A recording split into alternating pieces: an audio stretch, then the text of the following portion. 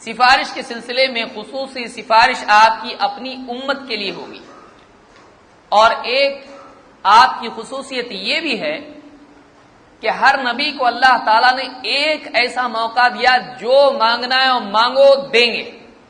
ہر نبی کو ایک موقع ایسا دیا جاتا ہے مانگنے کا۔ اللہ کے نبی صلی اللہ علیہ وسلم اس کے بارے میں کہتے ہیں لِكُلِّ نَبِيٍّ دَعْوَةٌ مُسْتَجَابَةٌ، ہر نبی کے لیے ایک مقبول دعا ہوتی ہے۔ آدمی سوچے گا ساری دعا تو مقبول ہوتی ہے، پھر یہ کیا ہے؟ ایک دعا وہ ایسی ہوتی ہے جو مانگو گے ایگزیکٹلی وہ ملے گا ہی، دنیا میں جو جہاں مانگو گے ملے گا۔ لِكُلِّ نَبِيٍّ دَعْوَةٌ مُسْتَجَابَةٌ، ہر نبی کے لیے ایک مستجاب مقبول دعا ہوتی ہے کہ جو مانگیں گے وہ ملے گا۔ فَتَعَجَّلَ كُلُّ نَبِيٍّ دَعْوَتَهُ، تو ہر نبی نے اپنی دعا جلدی جلدی مانگ لی، اپنی دعا مانگنے میں جلدی کی، مانگ لی دنیا ہی میں جو بھی اللہ نے موقع دیا تھا۔ وَإِنِّي اخْتَبَأْتُ دَعْوَتِي شَفَاعَةً لِأُمَّتِي يَوْمَ الْقِيَامَةِ، لیکن میں نے اپنی دعا کو چھپا کے رکھا ہے۔ کیوں چھپا کے رکھا ہے؟ شفاعۃ لامتی یوم القیامہ، میری امت کی شفاعت کے لیے قیامت کے دن تک کے لیے ہے۔ ہر نبی کو اللہ نے کہا مانگو کیا چاہیے، نبی نے دنیا میں مانگ لیا، ہو گیا معاملہ ختم۔ ایک موقع تھا جو مانگو گے ملے گا، وہ موقع ختم، نبی نے مانگ لیا، چیز ہو گئی ختم۔ لیکن اللہ کے نبی صلی اللہ علیہ وسلم ایک نبی اللہ کے ایسے ہیں کہ آپ نے کہا ابھی نہیں، قیامت کے دن میں مانگوں گا، اور قیامت کے دن اپنی امت کی سفارش میں اللہ سے طلب کروں گا۔ تو قیامت کے دن کے لیے میں نے وہ سفارش اور شفاعت چھپا کے رکھی ہے۔ اختبأ کا مطلب ہوتا ہے چھپا کے رکھنا، سنبھال کے رکھنا۔ میں نے قیامت کے دن کے لیے وہ سفارش چھپا کر رکھی ہے، سنبھال کے رکھی ہے۔ وہ کس کو ملے گی؟ فَهِيَ نَائِلَةٌ انشاءاللہ، وہ مل کر رہے گی انشاءاللہ۔ مَن مَّاتَ مِنْ أُمَّتِي لَا يُشْرِكُ بِاللَّهِ شَيْئًا، میرے ہر امتی کو وہ چیز مل کر رہے گی، اس سفارش میں میرا ہر وہ امتی آئے گا جو اس حال میں مرے کہ اس نے اللہ کے ساتھ شرک نہیں کیا تھا، یعنی اللہ سے اس توحید پر وہ مرے، شرک نہیں کرتا تھا۔ اگر وہ اس حال پہ مرتا ہے تو چاہے وہ کتنا ہی گناہگار ہو، میری سفارش اس کو مل کر رہے گی۔ یہ کس نے سنبھال کے رکھا ہے؟ آپ سوچئے ہم نبی کے بارے میں کتنا سوچتے ہیں۔ اللہ کے نبی صلی اللہ علیہ وسلم کے بارے میں عالمی سطح پر کیچڑ اچھالا جائے، مسلمان کیا غیرت ہے، اس کے باپ کے بارے میں اگر کوئی کچھ بولے اس کو برداشت نہیں ہوتا ہے، حالانکہ باپ نے جائیداد میں صحیح سے ڈھنگ سے کچھ چھوڑا بھی نہیں ہوگا اس کے لیے۔ لیکن اللہ کے نبی صلی اللہ علیہ وسلم دنیا تو دنیا آخرت کے بارے میں سوچ رہے ہیں اس کی، اور اپنے موقع کو سنبھال کے رکھ رہے ہیں کہ دنیا میں نہیں، اپنے لیے کچھ نہیں مانگا۔ آپ صلی اللہ علیہ وسلم مانگ نہیں سکتے تھے کہ اللہ دنیا میں محل دے دے، یہ مانگ سکتے تھے اللہ کسی مشرک سے مجھ کو تکلیف نہ پہنچا، نہیں مانگ سکتے تھے؟ میرے گھر والوں کو ٹھیک سے کھانے ملے، نہیں مانگ سکتے تھے؟ میرے بعد میری بیویوں کے لیے اللہ انتظام کر دے، نہیں مانگ سکتے تھے؟ اب بتائیے، اللہ کے نبی صلی اللہ علیہ وسلم اللہ سے کچھ بھی مانگ سکتے تھے، اگر سونے کے پہاڑ بنانے کا اللہ سے مطالبہ کرتے اللہ دیتا۔ اللہ کے نبی صلی اللہ علیہ وسلم کا وہ مقام تھا، لیکن وہ ایک موقع آپ نے سنبھال کے رکھا، کس کے لیے رکھا؟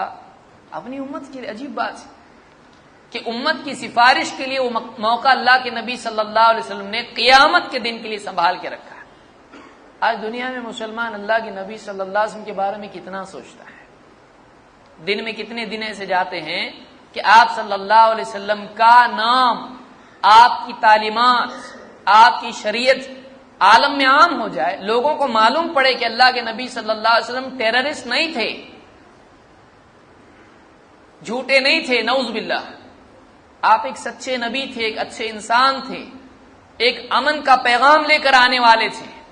آپ نے کسی کو ستایا نہیں، آپ نے کسی کی جان نہیں لی، آپ نے کسی پر ظلم نہیں کیا، آپ نے عورتوں کے ساتھ بھی خیر کا معاملہ کیا، آپ آخری سانس تک فقر و فاقے کی زندگی جیتے رہے، آپ کی وفات ہوئی تو آپ کی ڈھال قرض میں عاریتاً رکھی ہوئی تھی، گروی رکھی ہوئی تھی آپ کی ڈھال، آپ کے گھر میں چراغ جلانے کے لیے ڈھنگ سے کچھ چیز تیل نہیں تھا، آپ سوچیے آخری وقت تک آپ کا یہ حال تھا۔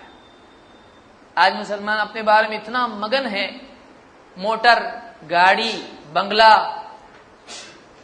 بچوں کے لیے لباس، بیویوں کے لیے زیور، اپنے لیے مال و دولت، سب کچھ میں لگا ہوا ہے، یہ نبی کے بارے میں کتنا سوچتا ہے؟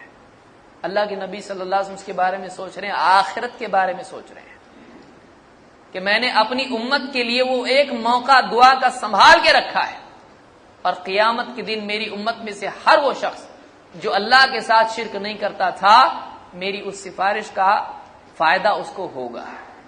آج ہم خود سوچیں کہ ہم نے کیا حق ادا کیا۔ ہم زبان سے بولتے ہیں ہمارے نبی سب سے اچھے، لیکن ہم اپنی زندگی میں اس نبی کا طریقہ لائے ہیں؟ اس نبی کی سنتیں ہماری زندگی میں ہیں؟ اس نبی کی تعلیمات کا مطالعہ ہم کرتے ہیں؟ اس نبی کی تعلیمات کو لوگوں کے سامنے ہم بیان کرتے ہیں؟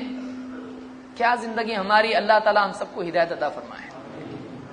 اللہ کے نبی صلی اللہ علیہ وسلم فرماتے ہیں کہ میری یہ سفارش ہر اس مسلمان کو، ہر اس انسان کو ملے گی، امتی کو ملے گی جو اس حال میں مرے کہ جو اللہ کے ساتھ شرک نہیں کرتا۔ اس کو امام البخاری اور مسلم دونوں نے روایت کیا ہے۔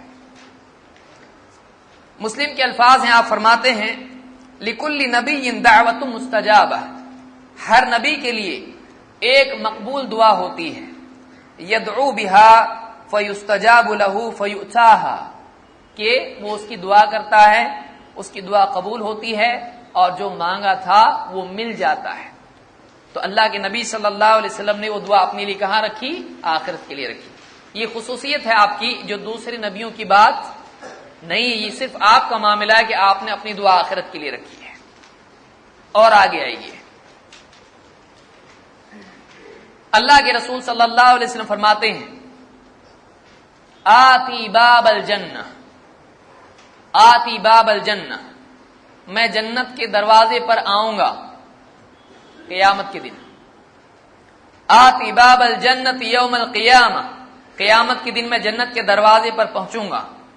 فاستفتح، میں دروازہ کھلوانے کی کوشش کروں گا۔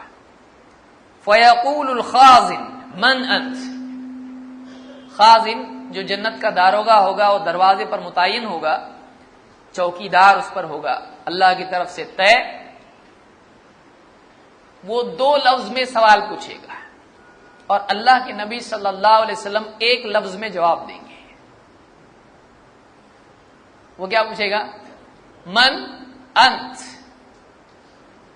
آپ کون ہو؟ کون ہے؟ سوال پوچھ رہا ہے وہ، شارٹ سوال ایک دم۔ اس سے بھی شارٹ جواب کون دے رہا ہے؟ اللہ کے نبی صلی اللہ علیہ وسلم پوچھے گا من انت، کون ہے؟ تم کون ہو؟ آپ باہر سے جواب دیں گے، فاقول، آپ فرماتے میں کہوں گا محمد صلی اللہ علیہ وسلم۔ ایک لفظ میں جب، کیا ایک لفظ اسے اتنا پاورفل ہے، کتنا پاورفل ورڈ ہے یہ اس فرشتے کے لیے جو اللہ کی تخلیق میں نعمت جو اللہ نے عطا کی ہے نیک بندوں کے لیے، ان میں ساری دنیا کی نعمتیں تو کچرا ہے، کچھ بھی نہیں ہے۔ جنت اصل نعمت ہے جہاں اللہ کا دیدار بھی ہونے والا ہے، جہاں پر سارے نیک بندے ہوں گے۔ وہ ایسا اجتماع ہے، وہ ایسی سوسائٹی ہے جس میں اولین سے آخرین میں سب سے بہترین افراد اس جگہ پر ہوں گے۔ اس کا دروازہ کھلوانا ابھی تک کوئی گیا نہیں ہے۔ وہ پوچھے گا کون ہے؟ آپ کہیں گے، کیا کہیں گے؟ محمد۔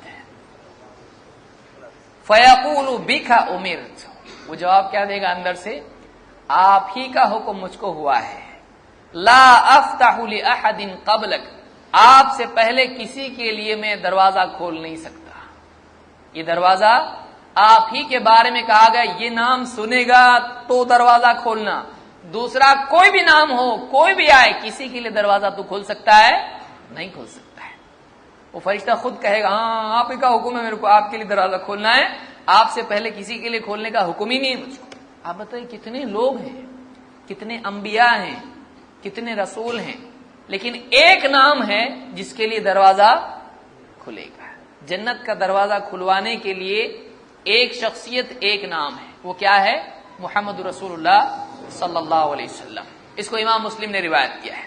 اسی لیے آپ نے فرمایا، ابن عساکر کی روایت سے آپ فرماتے ہیں وَأَنَا أَوَّلُ مَن يُفْتَحْ لَهُ بَابُ الْجَنَّةِ، میں وہ پہلا انسان ہوں جس کے لیے جنت کا دروازہ کھولا جائے گا، میرے ہی لیے جنت کا دروازہ کھولا جائے گا۔